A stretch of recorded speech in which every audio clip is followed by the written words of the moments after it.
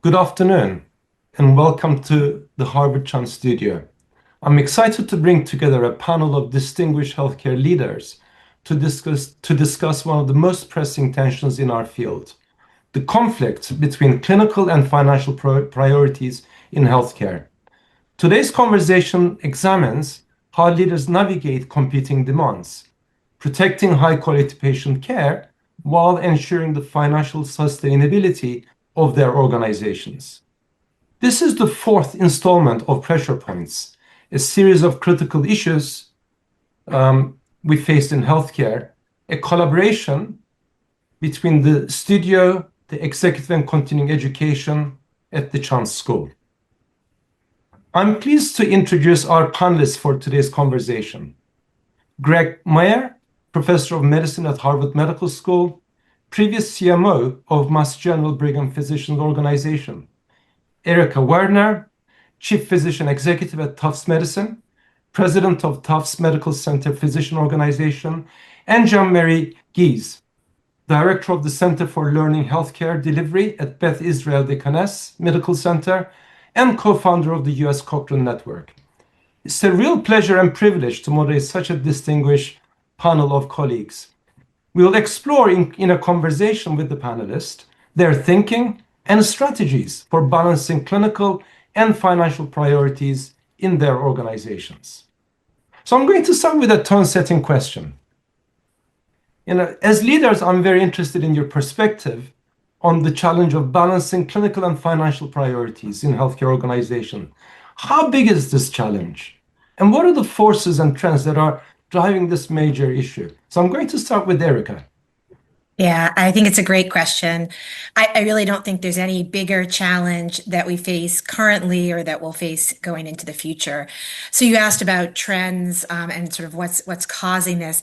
I think there's never been a time in medicine or in healthcare when we've been more able to identify diseases in advance and when we've been more able to do personalized treatment plans. The innovation that has sort of accelerated over the last generation is just it's impressive, but it also puts enormous financial strain on our healthcare system. The ability to run additional genetic tests or to identify diseases long before a patient will experience them just means that the burden on all of us to diagnose, treat, and to counsel is just much higher. And all of those things drive, an increasing financial cost. And so balancing how we really focus on population health and individual health, but knowing that we do all that at a higher premium is probably the biggest thing that I think we face in healthcare right now. Very interesting. I'm going to ask the same question to Jean-Marie then and to Greg. Jean-Marie? Okay, thank you. Yes, I agree with Erica. I think that this is probably the defining operational challenge of modern healthcare today, not only structurally here in the US, but globally. We are facing pressures from every direction all at once. Public financing is tightening at the same time that costs and premiums are rising. It's estimated here in the US that trillions of dollars will be taken out over the next 10 years, and that tens of millions of people in the US will become uninsured. For Massachusetts, where we are, 1 in 4 people depends on Medicaid, and 1 in 2 children. So these are real to our families. At the same time, research funding now is uncertain and increasingly competitive. It affects not only discovery, but also our clinical workforce and our innovation that we're known for here in the US that Erica was just talking about. And then layered onto that, we have demographic headwinds where people are living longer and there are fewer births. And so that is also, it's a wonderful thing, but it's also increasing some of the pressures that we're facing. So when you put all of that together, I think it's inevitable that we have this tension between clinical excellence and financial stability. And the big question is going to be how we respond to that thoughtfully. Excellent. Greg. Yeah.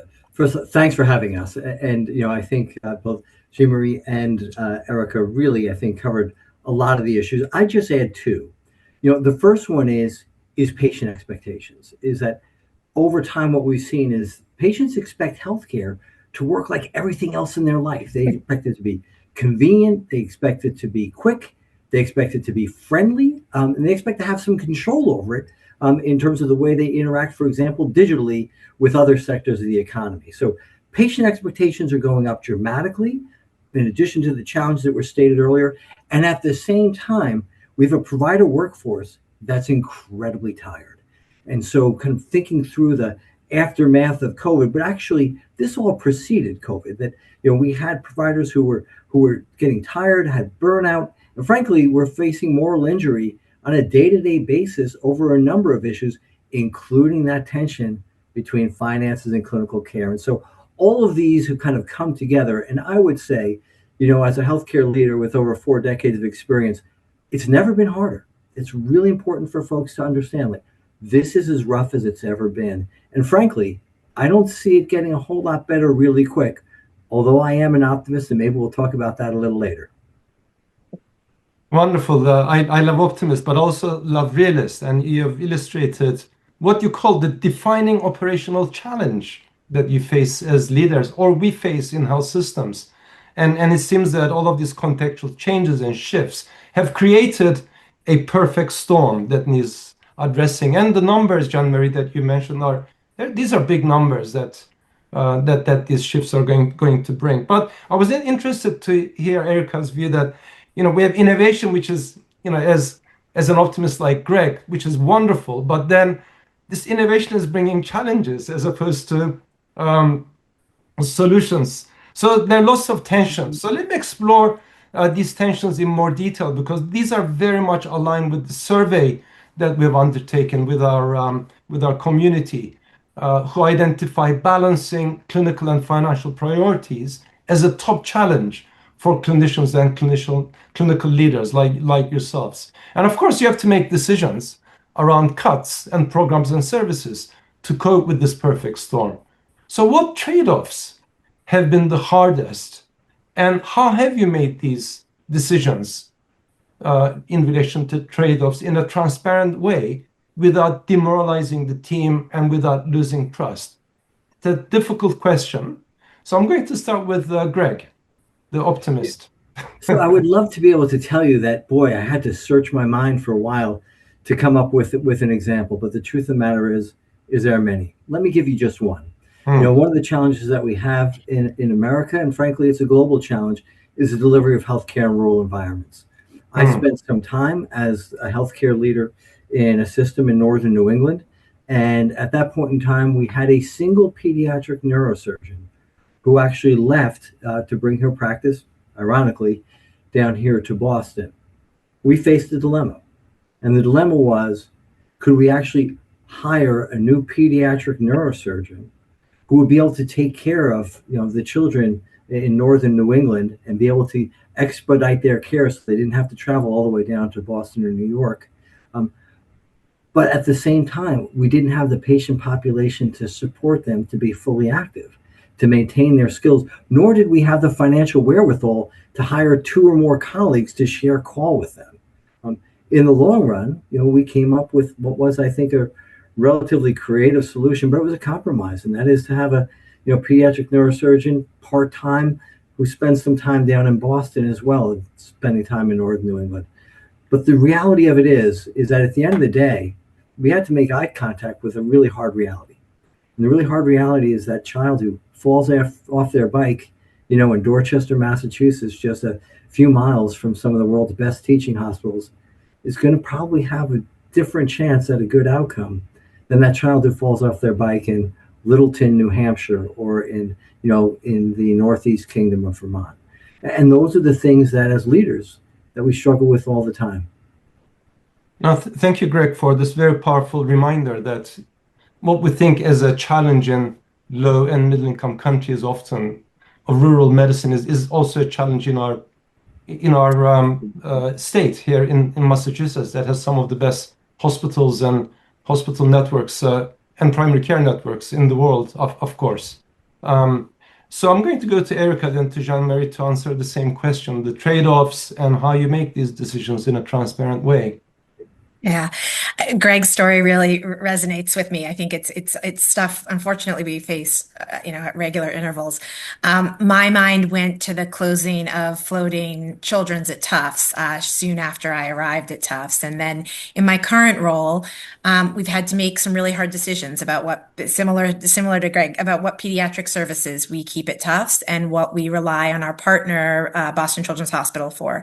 And particularly, I think this is where you turn to your own background and your own biases. As a maternal fetal medicine physician, I've spent my whole career wanting to provide the full continuum for the pregnant patients that I take care of. And myself and the rest of the obstetric team, we're now routinely managing pregnancies and delivering patients where we may not be the final destination for that child after birth. And so I think the last part of your question was about how do you deal with the decisions that you make and not having it demoralize your workforce. And this is one that has been really challenging because I value my pediatric colleagues, value my obstetrical colleagues, but having them understand that we're leaning into other specialties and maybe not growing as much in those specialties has been, it's hard. I think the best way to do it is honest conversation.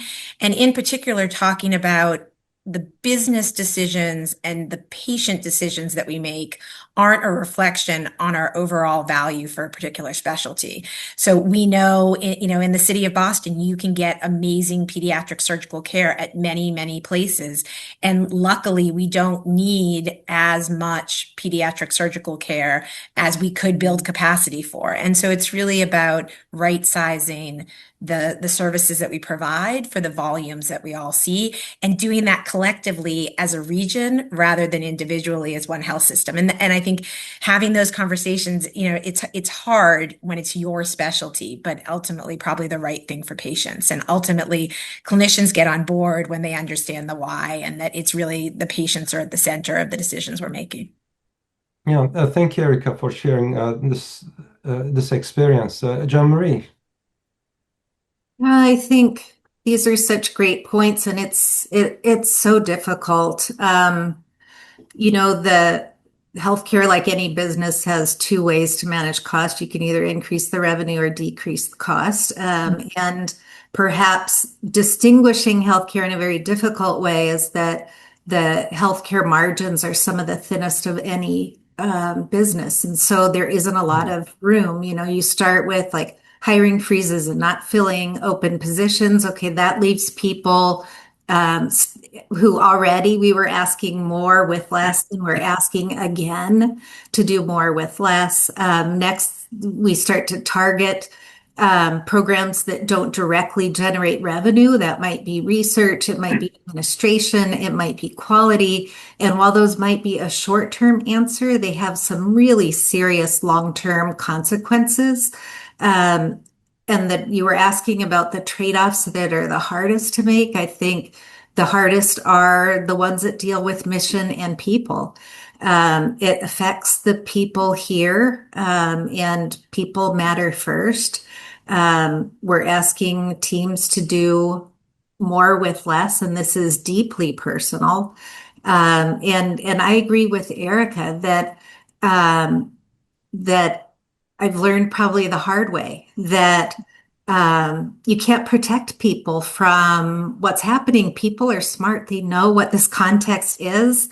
And it's much better to use transparency than to try to do protection. And we really do need all of the thoughtful minds, the best minds together, looking at the problem and thinking creatively about solutions, because at the end of the day, especially in a pressured environment, trust is everything. Yes, so I think having a transparent means of doing things helps to maintain that trust, and not undermine the solidarity that one has within an organization. I mean, you mentioned, just revisiting the points that you've raised in terms of delivery in rural areas as being this is one of the challenges. How do you distribute the resources Do you try and have resources in areas to benefit the most, or do you focus on equitable provision of resources? I think that's a big tension and trade-off, of course. And you mentioned closures, or Erica, in your word, right sizing, as the managerial speak would say. Okay. Which, of course, the trade-off is, while financially sound, that this interrupts the care continuum for the individuals, but also has a domino effect in the various specialties in the organization. And the trade-off is, how do you manage this business decision while protecting valuable services that are important? And you mentioned importance of networks. So thinking beyond one institution to see how one can optimize available resources. And referring back to Jean-Marie's comment about it being the defining operational challenge, we heard about the headwinds, but then it seems that internally there are also big challenges. Low margins, very low margins. So you have to increase revenue or reduce costs, or do both. But so there isn't that much room or wiggle room. So huge challenge that you face as leaders. But it seems to me that many of the issues are financially related, less to do with clinical excellence, and the services provided by our colleagues in these institutions. So how have you successfully negotiated with the finance team to improve clinical outcomes for your division or your institution? And what frameworks have you personally used in the process to engage financial stakeholders, not just clinicians? So let me start with Jean-Marie now. Yeah, this is certainly a good question. I think that I've been fortunate to work with financial people that really are passionate about the clinical mission as well. I think first it starts with a shared premise that you can't improve what you don't measure. And so getting detailed budgets and transparent dashboards, it shifts the conversation from just opinions and beliefs into problem solving. I think that the financial teams also, it translates into something that they know as far as measurable impact, and can directly connect clinical performance to actual operational and financial performance. And I have an example where we had one clinic that had high no-show rates, and instead of framing that as patient behavior, as often ends up happening, we analyzed the access patterns, and we found that the clinic was just over capacity. They have wonderful, wonderful people and way more patients than they were able to see. And so there was another practice that had figured out a way to optimize the scope of practice of nurses, and then in kind of creatively having some of the visits, they're able to shorten visit times, increase patient satisfaction, and increase capacity. And by adopting those practices, that practice reduced no-shows, it improved access, increased volume, and the staff also all felt better. We're part of a big team where everybody was working at the top of their performance.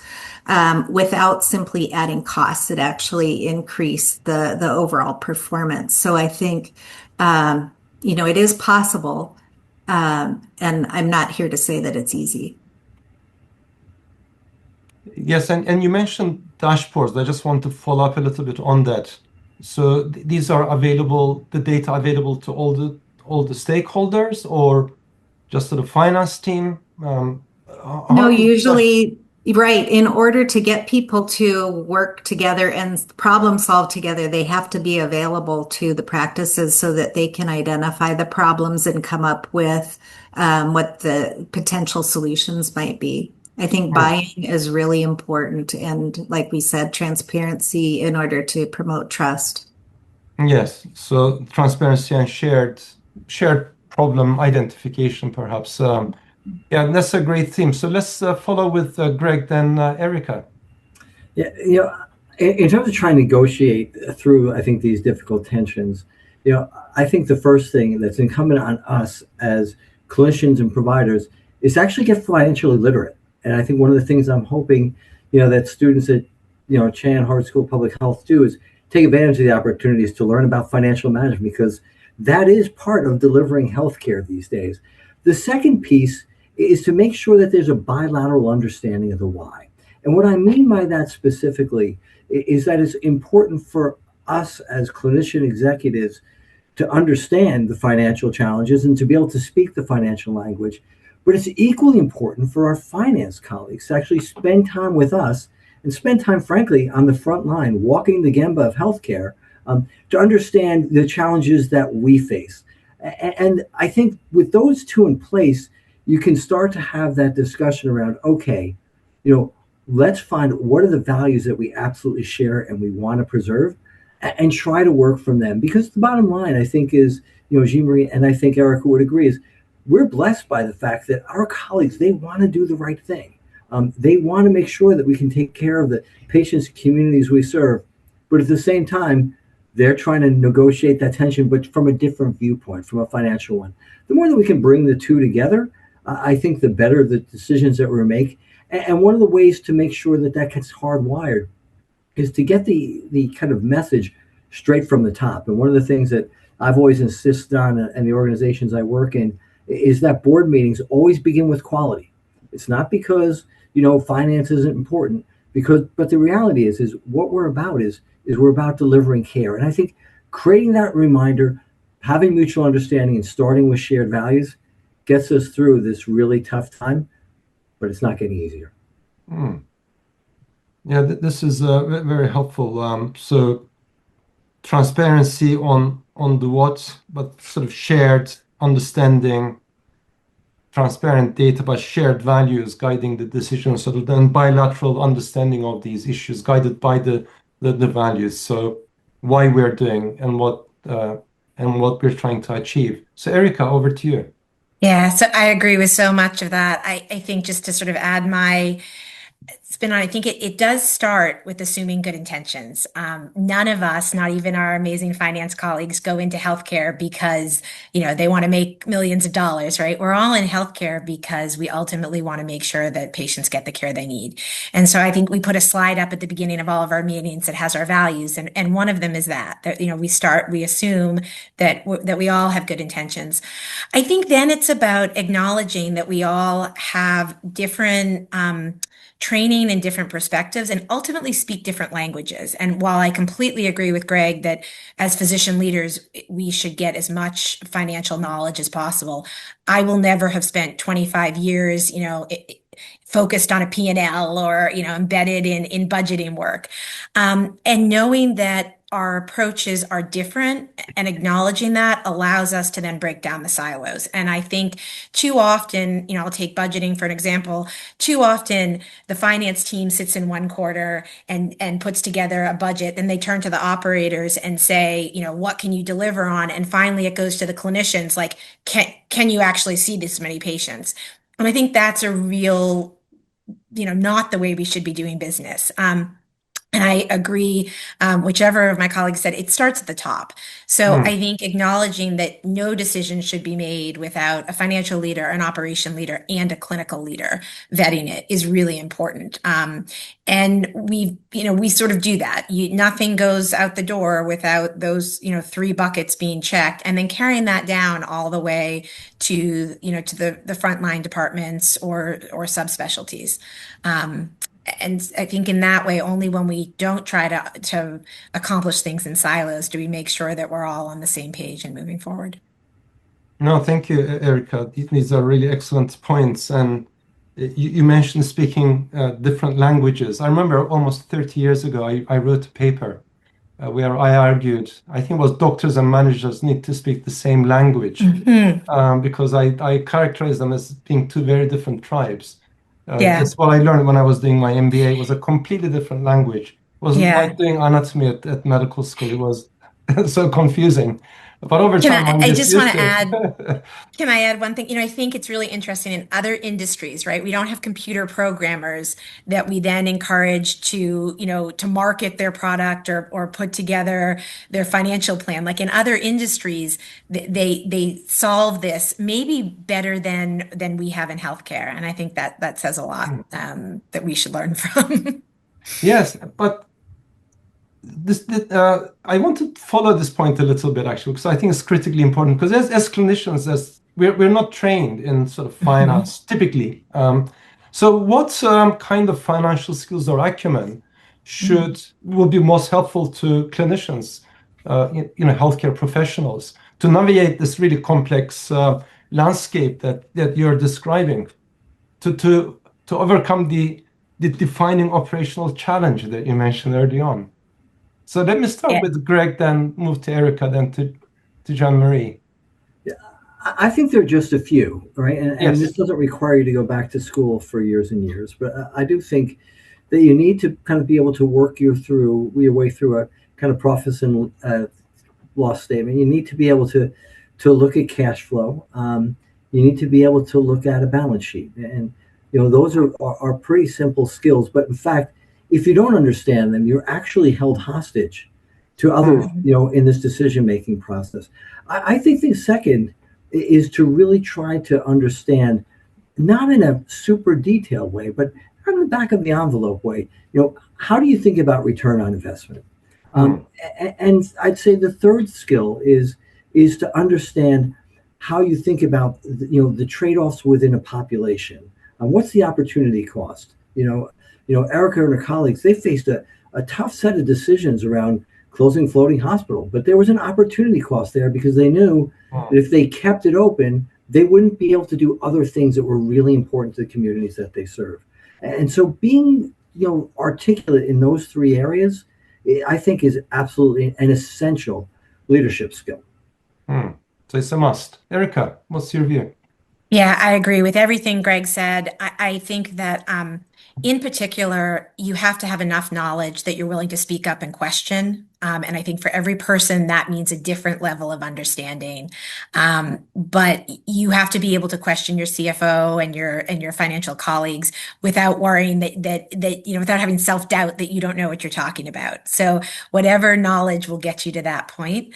And I think that just for all the learners that might be listening, you don't necessarily need an MBA, you don't necessarily need a public health degree, but you do need to be able to question and think through all the documents that Greg mentioned and apply them to the clinical work and ask the questions.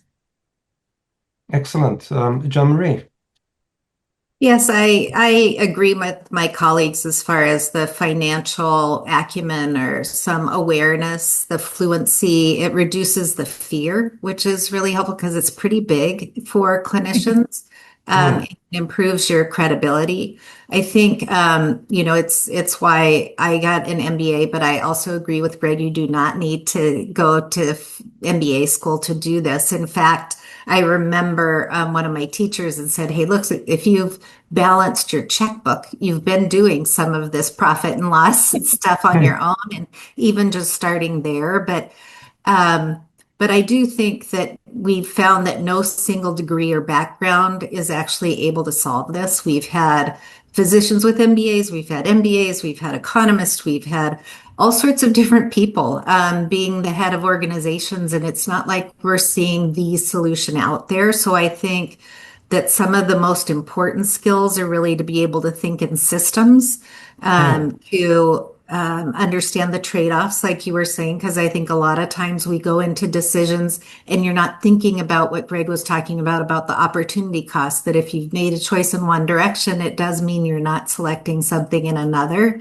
And I think collaborative leadership, the ability to really integrate perspectives that are all aligned around giving the best care that we can to patients and having some general principles that we fall to when we're under pressure. Excellent. So set of skills to ensure fluency in sort of financial matters, but also to reduce fear, but doing this as a leader, as part of the bigger picture, thinking about the opportunity cost and the system-wide effects of of decisions. Excellence. So we talked a lot about the challenges, and you began to refer to some of the solutions that were emerging from your institutions. Let's focus more on solutions, because as we discussed earlier, I'm also an optimist. So how can we balance duty to patients with obligation as a leader to sustain the system? What innovations have worked within your organizations? For example, new technologies, AI, or others. So let me start with Erica, then move to Jean-Marie, then to Greg. Yeah. I think, this is one of the great opportunities. I'll go back to, a decade ago and sort of what COVID did for us and start there. I mean, I think if we think about virtual care and virtual meetings as sort of the beginning of AI and innovation, I think about how many Zoom meetings I had prior to COVID and how much I now accomplish on Zoom or on my drive to or from work. How many of my faculty can get to pick up their kids, but still check off one additional task on their drive to get their kids. So I think it starts with the leading up to COVID and our ability to engage administratively and in education and in research using platforms like Zoom.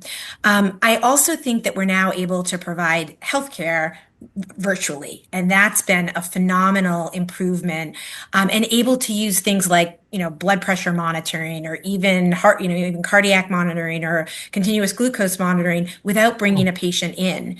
That reduces the staff you need, but still allows you to provide real-time care to patients at a better financial price point. So that's good. But fast forward to really where we are now, the things that I'm sure all of us are looking at are things like virtual scribes, using AI to be in the room with you, with a patient. It improves your documentation, so making sure that from a quality perspective, you catch everything. But it also allows the clinician to make eye contact with the patient, which we all are on EMRs. They've been a wonderful improvement over paper notes, but it meant that all of us were looking down, typing instead of reading people's faces. And so, things like DAX that we're now using routinely across the board allow some of the restoration of that, patient-clinician interaction or nurse-clinician interaction, and also reduce the paperwork burden for clinicians, so they have more time at the end of the day to do the other things that they want to do. And I think this is just the beginning, where increasingly, where instead of taking minutes at a meeting, we're using AI to do that. And I think we'll see over the next 10 years more and more of those innovations improving quality of life for clinicians, but also improving the patient experience. And so I'll turn it over to my colleagues for additional color. Yeah, excellent examples, Erica. Thank you. Jean-Marie, any solutions from your institution? I think some of the most successful innovations focus on building a learning health system rather than isolated technology fixes, where we collaborate across organizations on shared problems, because these problems really are too big for any one system to tackle alone, and we haven't been successful by ourselves. So I think partnership is really important. I think uniting around the same purpose, which is providing the best possible patient care that supports both the morale of staffs and the patients and system performance. I agree with that AI offers some wonderful options, time saving, and now is allowing us to go back to where we can look directly at the patients during our visits. It is able to reduce administrative burden in very helpful ways. I think ambient documentation is basically shifting the way that healthcare is delivered, but I also think we need to be very thoughtful. We need to protect clinical judgment. I was told that in the Kaiser system, one of their ambient listeners would always recommend a CT scan. And a CT scan is very expensive, and cumbersome and not the answer to everything. And so we just we can't take the human out of the loop. The clinician really matters in clinical judgment. We also need to be really thoughtful around protecting patient privacy so that there are times that we don't want some ambient listening to be documenting. So we need to be aware of how we can turn it off and back on to help protect the patient privacy, but also the trust, which is really at the core of the physician-patient relationship. I think that AI is an important tool to be used to augment clinical care, but it should not replace or destabilize the clinical care. Excellent. Greg. Yeah, so I kind of break down the solutions, and I think they're well covered by my colleagues here, into the four S's, into space, staff, stuff, and systems. And I think on the space side, that what we're seeing is we're seeing the liberation of the delivery of healthcare from an office or from being within four walls to it being virtual care and oftentimes moving all the way to self-care. To me, one of the most dramatic things I've witnessed in my life was, early in my career, I was a GP in the National Health Service. And, at that time, we delivered a lot of our care in the home. And it moved into the hospital over time because technology was available now. Technology is now moving that care back into the home. And so we're getting liberated in terms of the space we deliver care. In terms of staff, some of the tools that were talked about here are ambient documentation and such, and also having patients be co-producers of care. That the patients are actually now part of the staffing and getting everybody well informed to practice a quote the top of their license.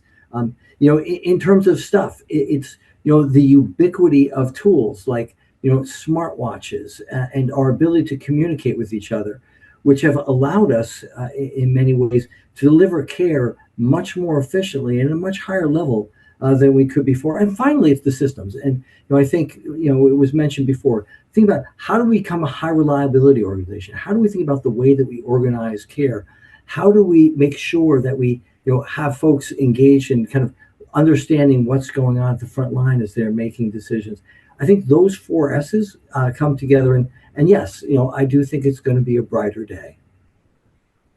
Excellent. I love the optimistic note at the end, but you describe very interestingly a series of technology innovations as underpinning the new solutions with appropriate guardrails and caveats, of course, and then some organizational innovations, learning organizations, networks, shared decision making, and so forth. And third, delivery innovations.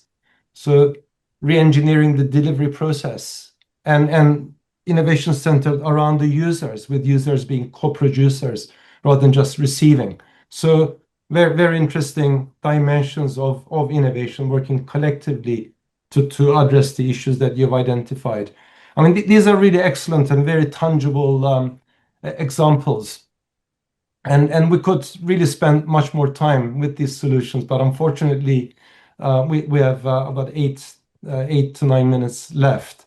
And I wanted to try and conclude, maybe building on that optimistic note and the solutions, given this rather challenging context and this operationally defining moment.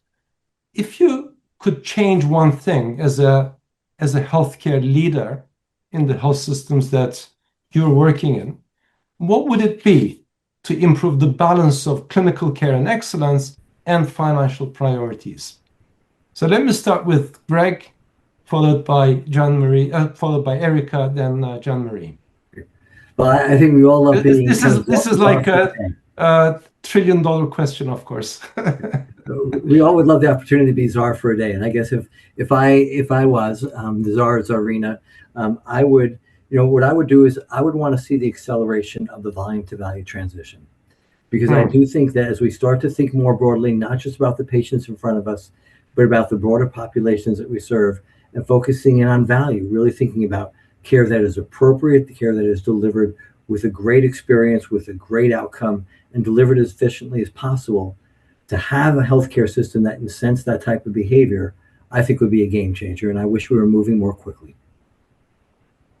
Wonderful. I mean, this is very close to my heart, building high-value health systems that can deliver effective uh, care that are efficiently produced, that are equitable and responsive to user needs and expectations. So I couldn't agree more. Jean Marie, oh, sorry, Erica, then Jean Marie. Either way. Um, Interestingly, somewhat similar answer. I would focus more on prevention and less on acute treatment. I think, right now across the country, we're really reactive in healthcare because we're not paid as well for all of the preventive care. So how do we flip that model? How do we spend more time in the community, in the ambulatory footprint, or to Greg's point, in the patient's home, and really make sure that we're focusing on preventing disease rather than just managing the morbidities that result. Yeah, I think this is a perennial problem. So what should change to achieve that?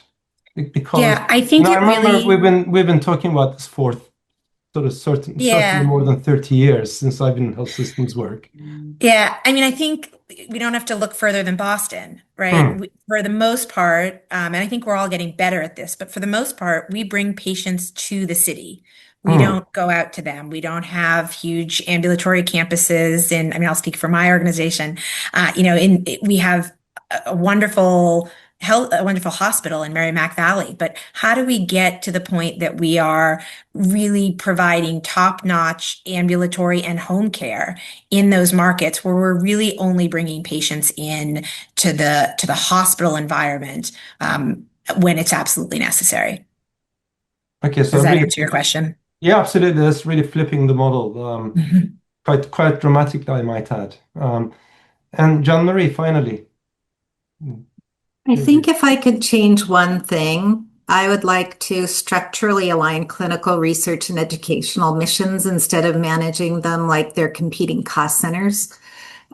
In most academic medical centers anyway, the clinical margins subsidize research and education, and that creates this tension that we're talking about and having this panel about. And if we could design financial models that are more around the team, that the team needs to accomplish everything, no one person has to accomplish everything, and look at the research and teaching as value generating and not margin eroding. Excellent. Wonderful potential solutions to transform systems. I mean, you talked about three major transitions. One is from volume to value to create high-value health systems that deliver care that is effective, efficient, equitable, and responsive. Secondly, transition from curative, reactive care to preventive care, and flipping the model from patients going to city center hospitals to this excellence going to them.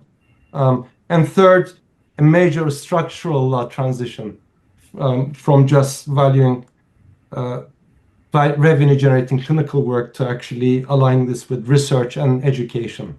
So this has been an incredible conversation. We could just go on. It's been very rich and very enriching. And thank you for your fabulous contributions and examples. Unfortunately, that's all the time that we have. We're going to have a recording of this event available on the Harvard Chan YouTube page. So thank you once again for a very rich conversation on a very important and operationally defining time. Thanks for having us. Yeah. Thank you.